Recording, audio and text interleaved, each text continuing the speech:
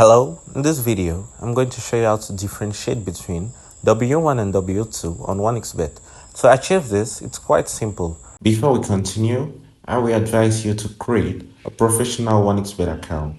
To achieve this, you go to registration, choose a registration method of your choice by phone, fill in your informations, then at the level of promo code, type Chelsea TV.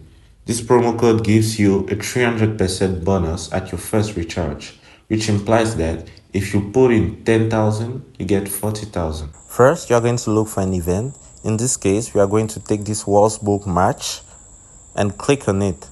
Once here, you're going to see W1 and W2.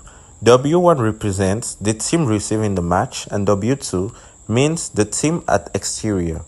Here, in this case, Wolfsburg is W1 receiving the match, and Rasenball Sport is W2 at exterior. That was all for this video.